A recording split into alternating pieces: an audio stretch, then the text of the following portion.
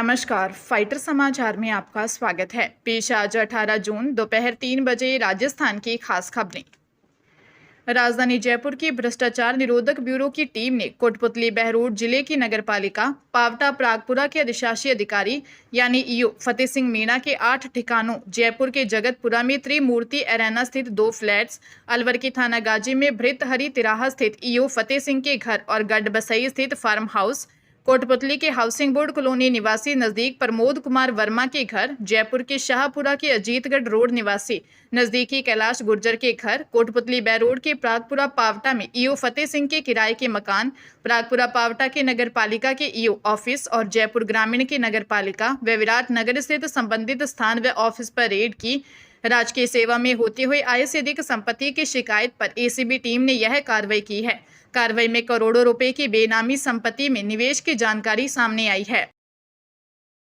उदयपुर शहर से सटे लकड़वास में खैगरों की भागल में राशन डीलर फरलाद चौराड़िया ने 3 माह तक न केवल लोगों का राशन हड़पा बल्कि 2 लोगों की फर्जी टीम बनाकर जिला रसद अधिकारी कार्यालय की टीम के रूप में जांच के लिए ग्रामीणों को बीज बेचता था। ग्रामीण उसकी दुकान के बाहर जुटे, उसने राशन देने से मना किया तो ग्रामीण आक्रोशित हो गए और विरोध प्रदर्शन करते हुए दुकान को बंद कर दिया। सूचना मिलने के बाद डीएसओ से टीम आई तो मामले का खुलासा हुआ। डीएसओ मनीष भटनागर ने दुकान का लाइसेंस निरस्त कर गोदाम को सीज करा दिया। डीलर के खिलाफ केस दर्ज करने की कार्रवाई की जा रही है। ग्रामीणों को उनका 3 माह का राशन भी दिलाने के निर्देश दिए गए हैं। आरोपी प्रहलाद दोनों ही पंचायतों के करीब 650 गरीब परिवारों से जुड़े 3000 लोगों का राशन हर माह डकार रहा था।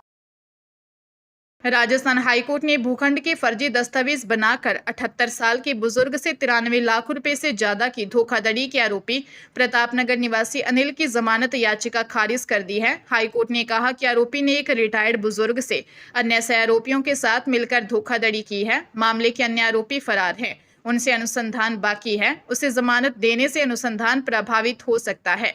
आरोपी को इस स्तर पर जमानत का लाभ नहीं दे सकते। अधिवक्ता कुमुद सिंह और मोहम्मद हारिस ने बताया कि परिवादी बाबूलाल गुर्जर ने आरोपियों के खिलाफ मालपुरा गेट थाने में दे रिपोर्ट में बताया कि आरोपी गणेश व विनोद ने मुनीश कुमार कंचन के 350 वर्ग गज के भूखंड को बेचने की एवज में उससे 93 लाख रुपए से ज्यादा रकम ले ली, लेकिन भूखंड की रजिस्ट्री नहीं करवाई थी।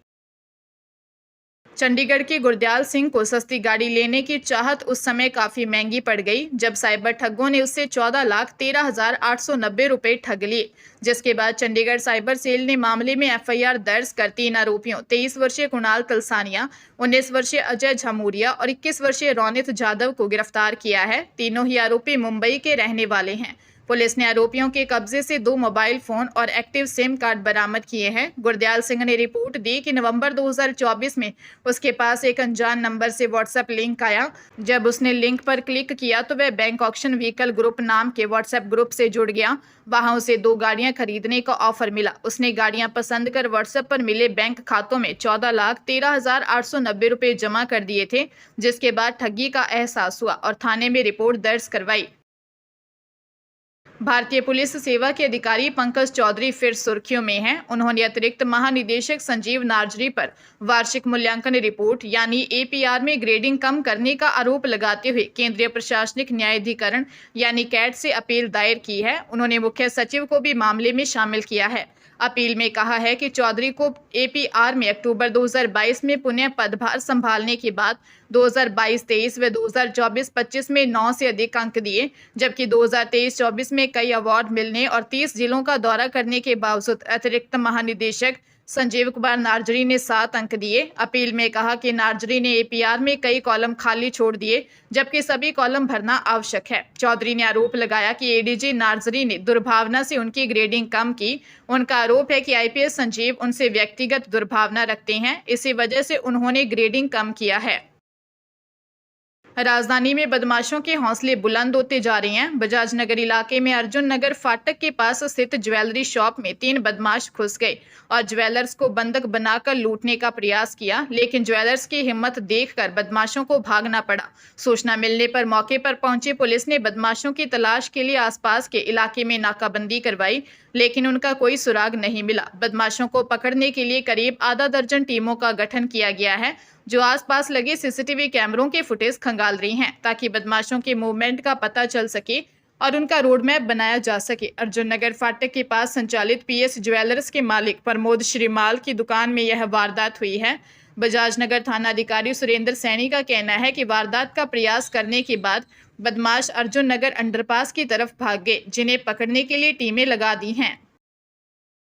राजस्थान राज्य पथ परिवहन निगम की बसों में यात्रियों को बेहतर सुविधाएं और बसों की मरम्मत एवं रख रखाव में सुधार लाने के लिए मेरी बस मेरी जिम्मेदारी अभियान शुरू हो रहा है। इस नई पहल के तहत अब रोडवेज बसों की जिम्मेदारी सीधे संबंधित कर्मचारियों को सौंपी जा रही है, जिससे न केवल बसों की सेहत सुधरेगी बल्कि यात्रियों को अधिक सुरक्षित और आरामदायक यात्रा का अनुभव भी मिलेगा। इसके साथ यह नई जिम्मेदारी प्रणाली यात्रियों की सुविधा और बसों की स्थिति सुधारने के लिए एक महत्वपूर्ण कदम है, जिससे परिवहन व्यवस्था और अधिक सुरक्षित, विश्वसनीय और आरामदायक बनेगी और रोडवेज की आय भी बढ़ने की उम्मीद है। अभियान के तहत बसों के नियमित निरीक्षण, उचित रखरखाव और सुरक्षा मानकों का पालन सुनिश्चित किया जाएगा। इसके अंतर्गत निगम की सभी बसों का भौतिक और यांत्रिक निरीक्षण किया जाएगा। हरियाणा में हिसार जिले के बरवाला क्षेत्र में एक कार का टायर फटने से वह ट्रक से जा टकराई, जिसमें एक ही परिवार के 3 सदस्यों सहित 4 लोगों की मौके पर ही मौत हो गई। इनकी पहचान जींद के नरवाना उपमंडल के गांव सुरजाखेड़ा के निवासी 75 वर्षीय महावीर सिंह, उनकी 70 वर्षीय पत्नी रोशनी देवी, 40 वर्षीय भतीजा संदीप उर्फ मिक्कू और इसी गांव के 40 वर्षीय सुनील कुमार के रूप में हुई है। जानकारी के अनुसार महावीर सिंह को दवाई दिलाने के लिए भतीजा संदीप हिसार ले गया था। संदीप रोडवेज में कंडक्टर था। वह घर का इकलौता वारिस था। वह शादीशुदा था और उसके 2 बेटे हैं। संदीप के माता पिता की मौत के बाद से उसकी देखभाल उसके ताऊ ताई ने ही की थी। संदीप भी ताऊ ताई को अपने माता पिता की तरह सेवा करता था। राजस्थान को 1914 करोड़ 71 लाख रुपए की सड़क परियोजनाओं की सौगात मिली है। डिप्टी सीएम दिया कुमारी ने इसकी घोषणा की। उन्होंने बताया कि राजस्थान में 1000.90 किलोमीटर लंबाई की 40 राज्य सड़क परियोजनाओं के लिए बजट स्वीकृत किया गया है। केंद्रीय सड़क परिवहन एवं राजमार्ग मंत्री नितिन गडकरी ने राजस्थान में केंद्रीय सड़क अवसंरचना निधि के तहत यह राशि प्रदान की है। इसके साथ ही प्रदेश में 104.49 किलोमीटर हाईवे परियोजना के निर्माण के लिए केंद्रीय सड़क परिवहन एवं राजमार्ग मंत्रालय द्वारा लगभग 1394 करोड़ रुपए की लागत की नई परियोजनाओं की स्वीकृत किया गया है। उन्होंने प्रधानमंत्री नरेंद्र मोदी और केंद्रीय सड़क परिवहन एवं राजमार्ग मंत्री नितिन गडकरी का आभार जताया है। परियोजनाओं में मुख्य रूप से 31 प्रमुख जिला सड़कें, 8 राज्य राजमार्ग और 1 अन्य जिला सड़क के खंडों को मजबूत और सड़कें चौड़ी करने का काम करवाया जाएगा। राजधानी जयपुर की जवाहर नगर पुलिस ने वर्ष 2020 में हुई नकबजनी की वारदात का पर्दाफाश करते हुए इनामी अंतर्राज्यीय अपराधी संजय पहाड़िया निवासी आगरा यूपी को दिल्ली से गिरफ्तार किया है। डीसीपी ईस्ट तेजस्विनी गौतम ने बताया कि संजय के खिलाफ दिल्ली, यूपी और राजस्थान में चोरी, नकबजनी, आर्म्स एक्ट और गैंगस्टर एक्ट के तहत 71 मामले दर्ज हैं। उन्होंने बताया कि 10 मार्च 2022 को रेनू लखाटी ने रिपोर्ट दी कि 6 मार्च को वह पुणे गई थी। घर की चाबी पड़ोसन याशी लालवानी को सौंपी थी। 9 मार्च को पड़ोसन ने गेट खुला और कुंडी टूटी होने की सूचना दी। रेनू के लौटने पर पता चला कि अज्ञात चोर ने अलमारियां तोड़कर जेवरात, नकदी और सामान चुरा लिया। पुलिस ने आरोपी की पहचान की, लेकिन वह आरोपी फरार हो गया था। दिल्ली क्राइम ब्रांच के सहयोग से संजय को संगम विहार से गिरफ्तार किया है।